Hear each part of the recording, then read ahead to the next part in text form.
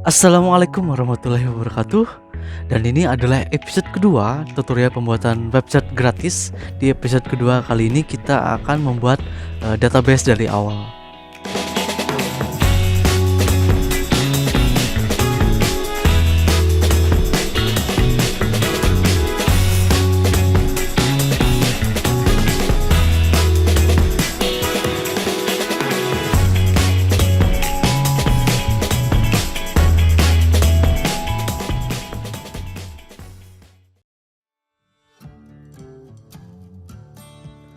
Oke, selamat datang kembali di tutorial kedua kali ini.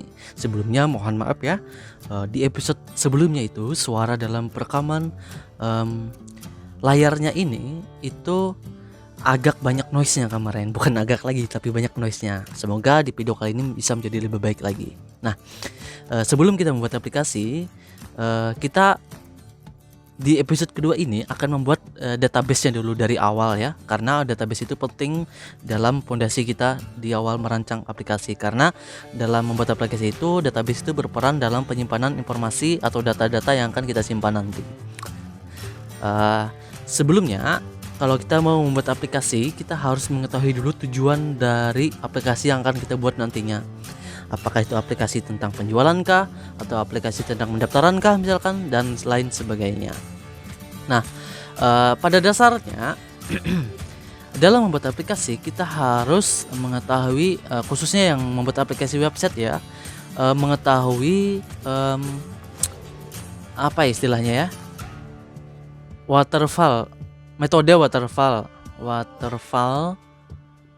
metode. Nah, ini khusus untuk biasanya yang membuat aplikasi website, mereka itu berpatokan pada metode ini, waterfall. Kenapa? Karena dalam metode ini itu lebih terstruktur dalam pembuatan aplikasinya. Misalkan pada metode waterfall tahap pertama, ini internetnya agak lemot ya. Nah, misalkan dalam metode waterfall yang tahap pertama itu ada tahapan tentang analisis data, kalau tidak salah itu tentang konsultasi kepada klien itu seperti apa, sehingga kita mengetahui data-datanya yang akan kita buat untuk aplikasinya nanti. Kita konsultasi dulu, analisis data dulu nih, kira-kira mau membuat seperti apa nih aplikasinya. Misalkan kliennya minta untuk membuat seperti ini, membuat seperti itu, jangan tambahkan ini, tolong hapus bagian ini misalkan. Nah, kita sebagai perancang aplikasinya harus membuat aplikasi yang berusaha untuk mengikuti permintaan klien tersebut. Ini ada beberapa metode waterfall. Nah, requirement, ini untuk menganalisa kebutuhan yang saya jelaskan tadi itu. Terus ada design sampai ke operation dan maintenance. Nah, itu kalau yang advance ya, mungkin mau membuat sebagai karya tulis, skripsi, atau KTI misalkan tugas akhir, maka kita berpatokan pada metode tersebut.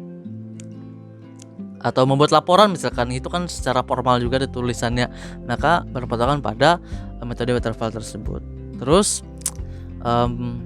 sudah panjang lebar kita berbicara tentang database, kita langsung saja ya membuat database-nya. Pertama-tama masuk dulu ke shape-nya. Nah, di PC saya kali ini itu Apache dan MySQL-nya itu otomatis terstart sendiri. Namun ada beberapa PC yang Apache dan MySQL itu tidak terstart sendiri.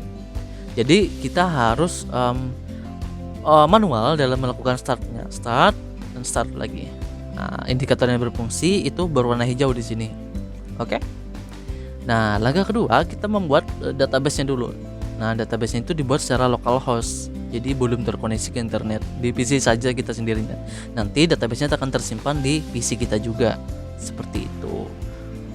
Nah, masuk ke dalam database-nya seperti ini, localhost, setelah itu tulis php admin. Nah, seperti itu. Lanjut. Nah, maka akan masuk seperti ini. Ada beberapa masalah yang seperti episode pertama yang saya jelaskan dulu, tidak bisa membuat database misalkan, itu karena mungkin versinya itu masih belum update. Jadi ada update terbaru terlalu tertinggal misalkan database-nya, maka kita harus melakukan update sendiri di database-nya. Nah, kita harus membuat database baru. Kalau caranya dengan klik ini buat database baru. Kita mau database apa nih misalkan? Misalkan kita membuat aplikasi tentang apa ya, pendaftaran misalkan ya, pendaftaran. Nah, kita menamakan database ini apa nih? Database pendaftarannya misalkan nama database pendaftarannya ya, misalkan nama database untuk aplikasi pendaftarannya itu nama databasenya contohnya pendaftaran misalkan ya.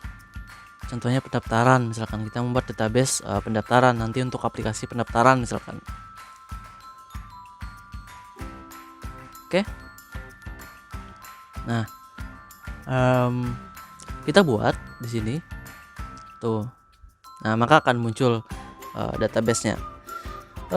Setelah membuat database, kita harus membuat tabel-tabel juga nih. Mungkin analoginya seperti ini ya. Database ini sebagai wadahnya, tempat penyimpan, terus tabel-tabelnya ini sebagai skat-skatnya dalam membuat data-data yang memisahkan data-datanya nanti. Misalkan ada tabel tentang pendaftaran misalkan, terus ada tabel tentang nama-nama kota misalkan, nanti di pendaftarannya saling terhubung. Ketika mau menginput nama kota maka akan otomatis ada keluar nama-nama kota yang akan dipilih. Nah, itu ada di database kedua nantinya, mungkin seperti itu ya. Nah, nanti ada skat-skatnya lagi. Jadi kita analogikan tabel ini sebagai skat-skatnya dalam wadah tersebut. Anggap saja database ini sebagai lemari, terus tabel ini sebagai skat-skatnya yang saling memisahkan data-datanya nanti. Oke? Nah, terus namanya ini kita membuat tabel. Contohnya kan kita membuat aplikasi tentang pendaftaran. Di pendaftaran tersebut akan ada tentang penginputan identitas diri misalkan ya. Nah, maka kita buat saja contohnya seperti tabel identitas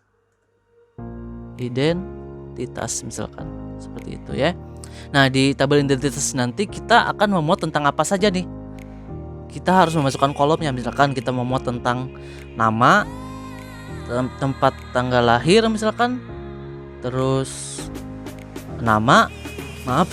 tanggal lahir misalkan, terus tempat tanggal lahir misalkan, terus apa lagi ya terakhirnya, hobi misalkan, terus ada lagi tentang alamat misalkan, alamat sekarang. Nah, ada 5 tabel yang kita perlukan, maka kita tambahkan saja di sini 5. Nah, mungkin bisa langsung kalian ketik, misalkan ada 100, bisa ketik saja seperti itu. Nah, kita memerlukan hanya 5 saja. Oke, terus klik kirim. Nah, di sini kita akan membuat nama-nama dari tabel tersebut. Oke. Nah,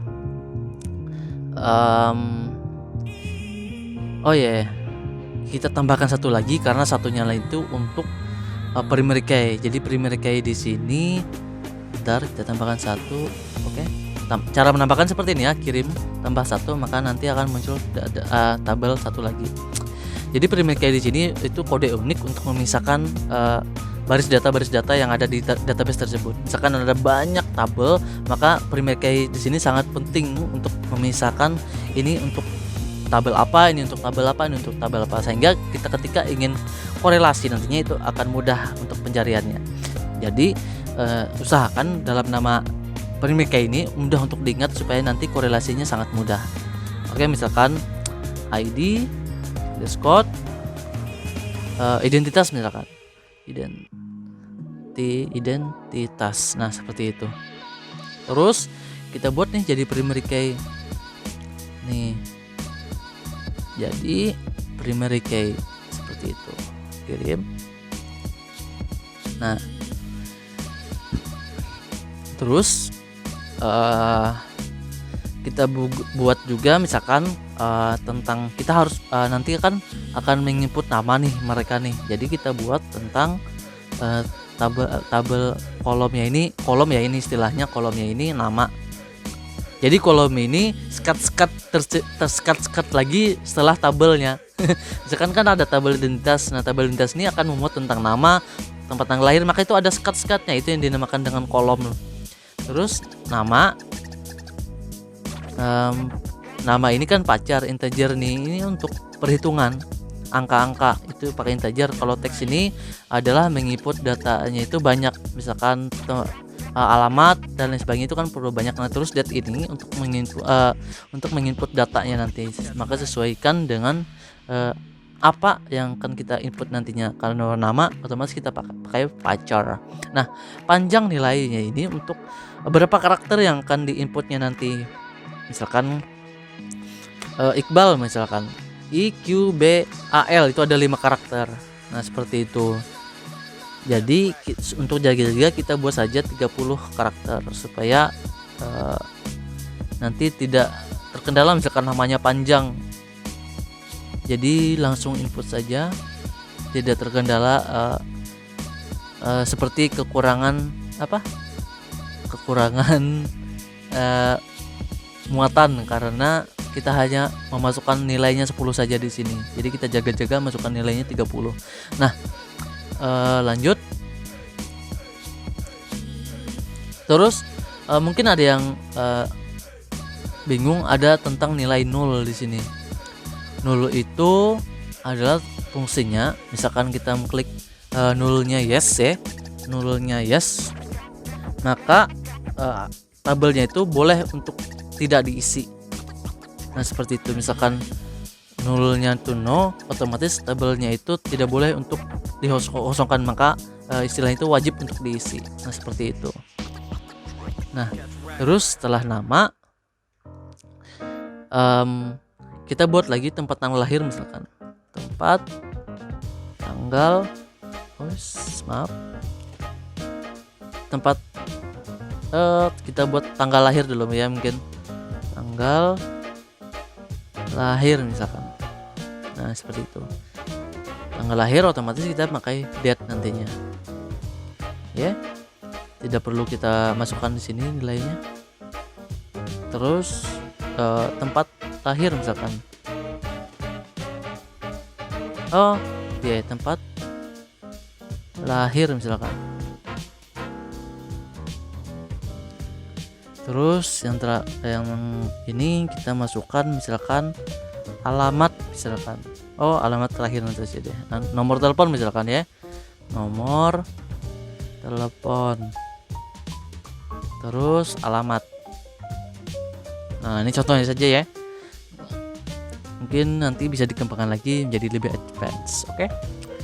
Tempat lahir ini kita karena tempat lahir saja kita pakai pacar saja ya, 10. Terus nomor teleponnya kita pakai pacar saja. Kenapa tidak pakai yang integer? Karena nomor telepon ini tidak melakukan perhitungan seperti menghitung jumlah dan lain sebagainya, maka kita pakai yang pacar saja supaya tidak berat. Nomor teleponnya anggap saja 30. Nah integer kita pakai yang teks. Nah kita terus 200 untuk katanya. Oke. Setelah itu kita simpan nih untuk database-nya. Nah kita punya database. Nah ini yang maksudku tadi itu, ini maksudnya nilai nulnya. Nah ini fungsinya yang nul yang saya maksudkan tadinya, misalkan di sini not null, maka ini tidak boleh kosong, maka harus diisi. Misalkan kita klik yes null tadi itu, maka ini boleh untuk tidak diisi seperti itu, karena identitas ini penting semua, jadi kita buat itu not null. Oke. Nah mungkin pada tahapan kali ini kita tambahkan lagi tabel 1 itu untuk nantinya tentang cara nambahkan tabel lagi. Itu klik pendaftaran sini, kita klik pendaftaran di sini karena pendaftaran di sini kan database-nya, jadi kita klik. Nah kita buat lagi nih misalkan tabel tentang, kan kita nanti akan korelasikan ke sini, misalkan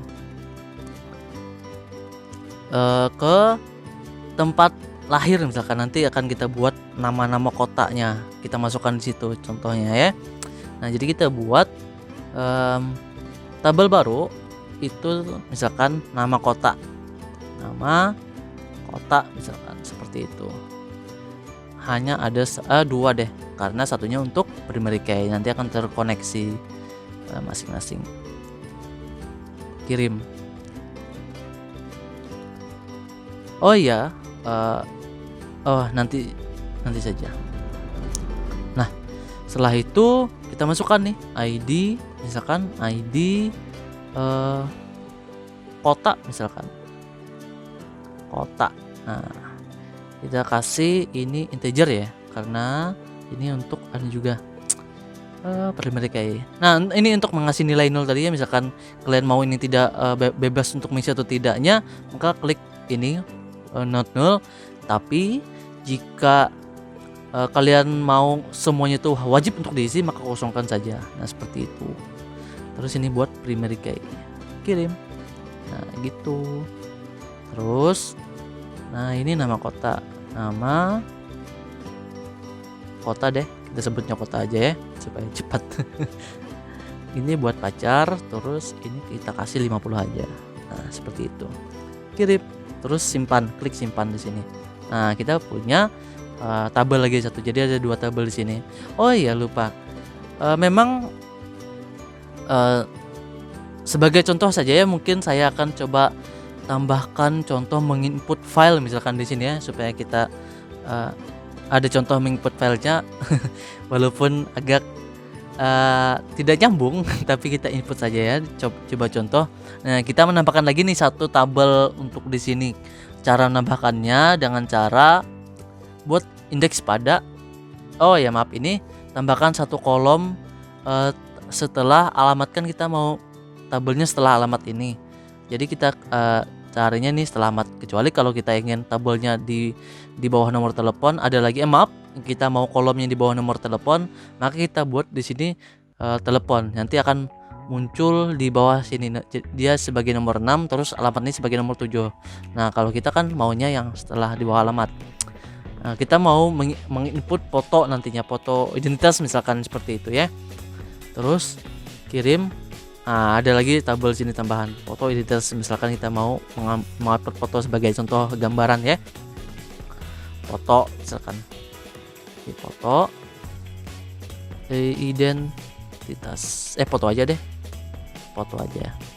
Foto diri ya. Foto diri. Nah, pacar. Aduh, jadi baper saya banyak ngomongin pacar. Terus maaf deng, kita lupa membuat kolom untuk bukan. Ya, pas aja. pas. Karena primary key-nya sudah ada tadi di atas, saya lupa, ini bukan tabel tapi kita membuat kolom saja. Nah, oke. Jadi buat gini aja nih. Foto dirinya kita buat 0 aja ya. 0 aja. Nah.